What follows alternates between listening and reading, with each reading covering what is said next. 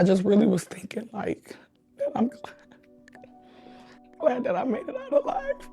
Because my mother, you know, what he would have did with my body if I didn't make it out that night. 27-year-old Jakayla Archie says it was one of the darkest days of her life. And it was just so scary for me. And then I felt like I was just alone. If she hadn't run, this wouldn't be a survival story. This would be a murder. Tonight, a Detroit woman is breaking her silence after surviving a 5-hour nightmare with a man prosecutors now call a serial attacker. A man she met on Facebook dating. She was stabbed in the throat, held hostage, forced to drive her attacker through the streets of Detroit at knife point while bleeding, while her car windows were being smashed out, while he repeatedly threatened to kill her. And when he ordered her back to his apartment, she knew that if she went inside, she was never coming back out. This is the story of Jakayla Archie and the man accused of trying to erase her. And what makes this case even more terrifying, she wasn't the only one. Welcome to the Dark Vault Cases, where we tell the stories they wanted buried. Domestic violence, dating app predators, cases that almost became murders. Raw truth, no filter. If you're here for the truth, subscribe now, because this case is a warning. January 21st, 2026, Detroit, Michigan. It's a cold Tuesday night. The kind of night where most people are indoors, doors locked, lights low. At around 8 p.m., 27-year-old Jakayla Archie drives to a quiet residential street, Elmdale. She's heading to the apartment of a man she's been seeing, a man she met online, a man who, until this night, seemed normal. She had already been there twice before. Music, movies, casual conversation. Nothing strange, nothing dangerous, no red flags. So when he invited her over again, she didn't hesitate. Why would she? But inside that apartment, something had already changed. And before the night was over, Jakayla would be fighting for her life. Jakayla Archie didn't meet a monster right away. She met a man who knew how to seem normal. Like a lot of people in her late 20s, Jakayla was busy working, living her life, and trying to figure out dating in a world where meeting people the old-fashioned way feels harder than ever. So toward the end of 2025, she decided to try something new. Facebook dating. It felt safer than other apps. It was connected to real profiles, mutual friends, real names, real faces. At least, that's what it looked like. That's where she matched with a man named Daniel Sandridge Jones. He was 31 years old, from Detroit. His profile didn't raise alarms, no strange messages, no aggressive behavior. When they started talking, the conversations were normal, friendly, easy. They talked for nearly a month. About life, work, music, movies, everyday things that slowly build trust. Nothing sexual, nothing controlling, nothing that made Jakayla feel uncomfortable. And over time, that trust did exactly what predators hope it will do. It lowered her guard. After weeks of talking, Daniel invited her over to his apartment on Elmdale Street. Now, people will always say you should never go to someone's home on a first date. And that advice exists for a reason. But when you've been talking to someone for weeks, when they've been consistent, when nothing feels off, it doesn't feel reckless. It feels normal. So Jakayla went. The first time was uneventful. They listened to music, watched movies, talked. No pressure, no arguments, no warning signs. She left that night thinking it was just casual dating, nothing more. When Daniel asked her to come back a second time, she agreed, and again, nothing happened. Same apartment, same routine, same calm energy. 2 visits, 2 nights, 0 red flags. That's what makes what happened next so dangerous. Because by the time Jakayla returned for the 3rd time, she believed she knew him. She believed she was safe. But predators don't show their true face all at once. They wait. And on January 21st, 2026, when Jakayla walked back into that apartment for the 3rd time, she didn't know she was walking into a trap. Because the man waiting for her that night wasn't the man she'd met before. Something in Daniel had shifted. His energy was different, tense, irritable, on edge. Jakayla could feel it almost immediately. She hadn't said anything wrong. She hadn't done anything to upset him, but the mood in that apartment had changed. And within minutes, the mask came off. Jakayla Archie knew something was wrong almost immediately. The man standing in front of her didn't feel like the same person she'd met before. His tone was sharper. His movements were restless. There was an edge to him that hadn't been there during the first 2 visits. She tried to brush it off. People have bad days, bad moods, stress they don't talk about. But this wasn't that. Something in him felt unstable, irritated, almost angry for reasons she didn't understand. They hadn't argued. She hadn't confronted him. She hadn't done anything that should have caused a reaction. And then, without warning, he stood up and walked away. At first, Jakayla didn't panic. She thought he was going to the bathroom, maybe grabbing a drink, maybe stepping into another room. But when he came back, he wasn't empty-handed. He was holding a knife. Before her mind could even process what she was seeing, he rushed her. The blade went straight into her throat. Not a warning, not a threat, a direct attempt to kill her. Jakayla felt the pain instantly, a burning shock, her blood pouring down her neck, her body going cold as her brain struggled to understand what had just happened. And then he spoke. He didn't apologize, he didn't hesitate, he told her he would kill her. That was the moment she understood the truth. This wasn't an accident. This wasn't a sudden argument.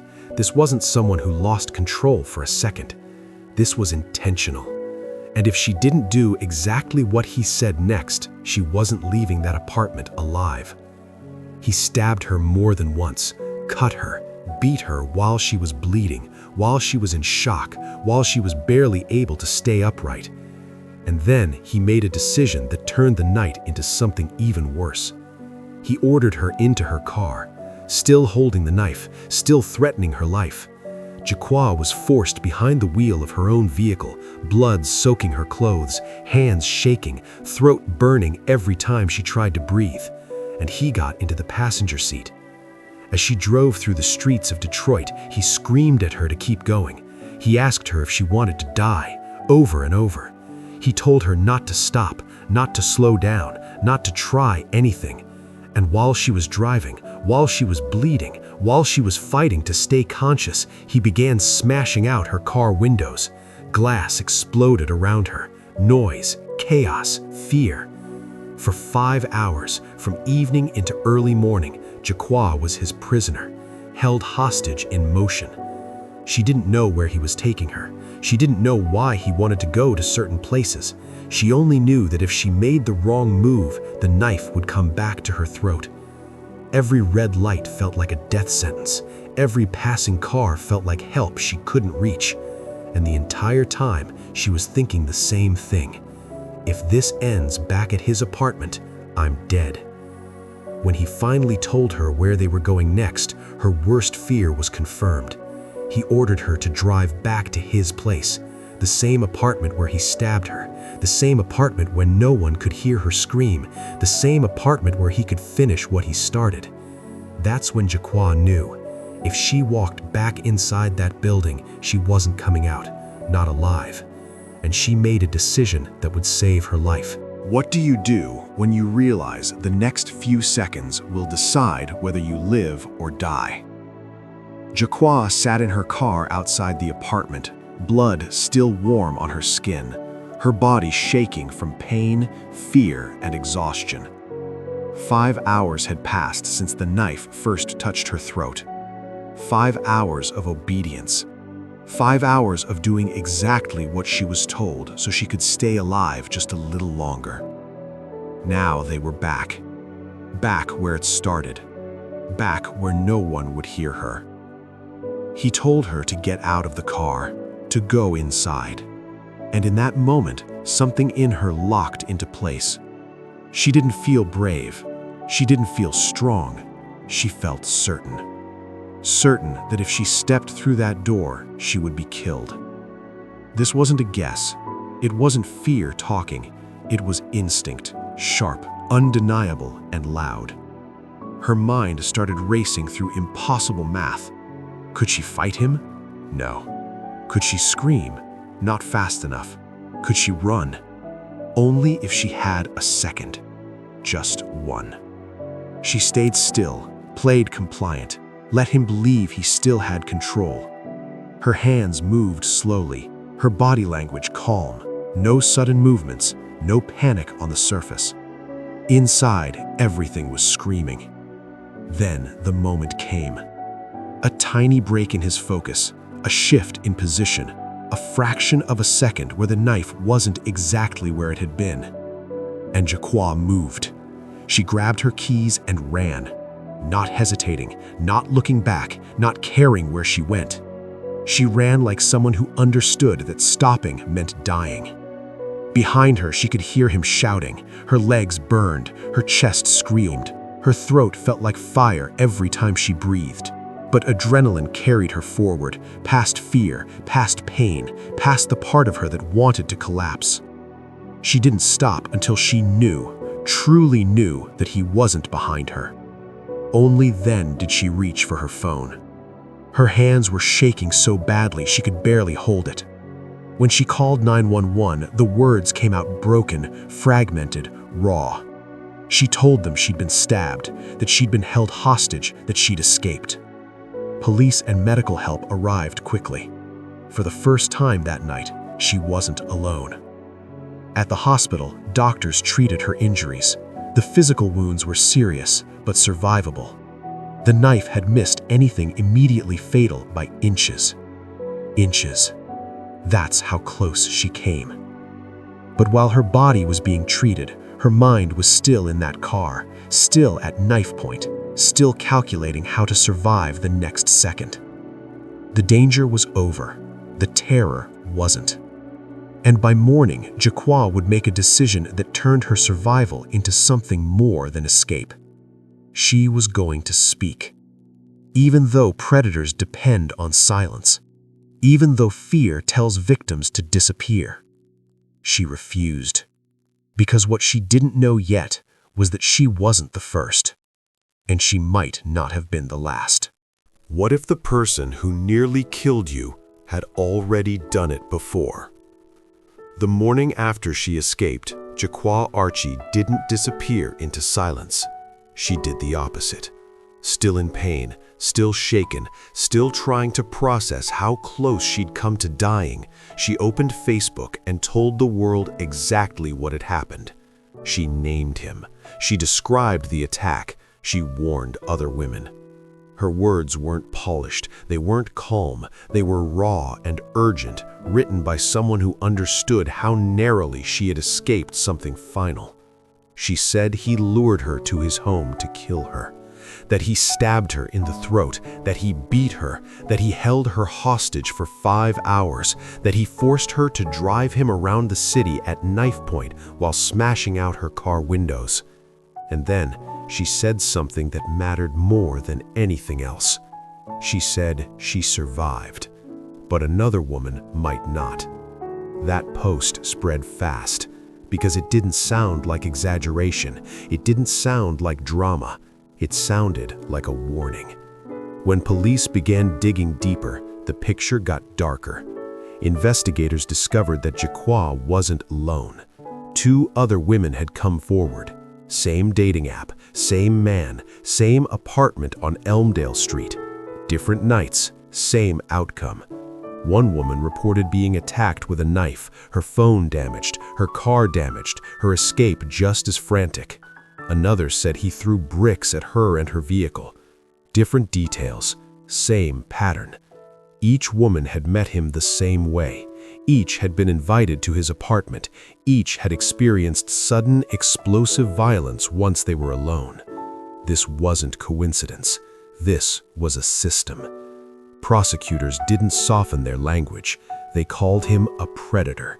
They called him a serial attacker, someone who used dating apps as a hunting ground, someone who understood trust, timing, and isolation, and weaponized all 3.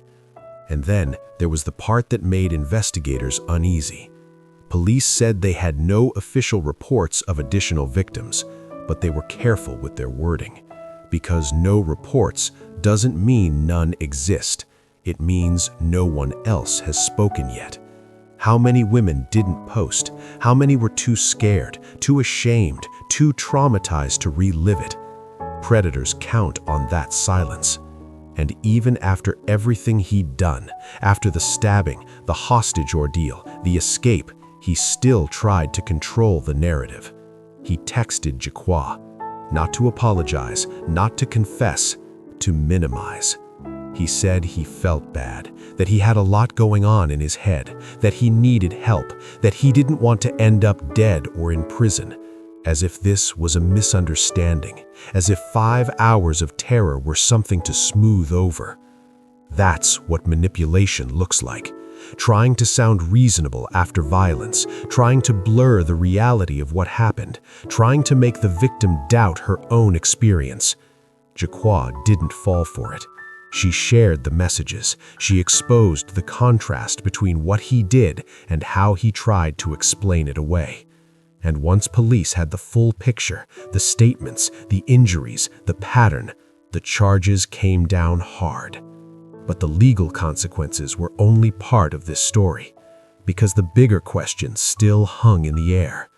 If she hadn't run, how many more names would there be? When does an attack stop being an assault and start being attempted murder? For prosecutors in Wayne County, the answer was clear. This wasn't a misunderstanding. This wasn't a fight that escalated. This wasn't someone losing control for a moment. This was intent. The charge they filed said everything. Assault with intent to murder. That charge isn't used lightly.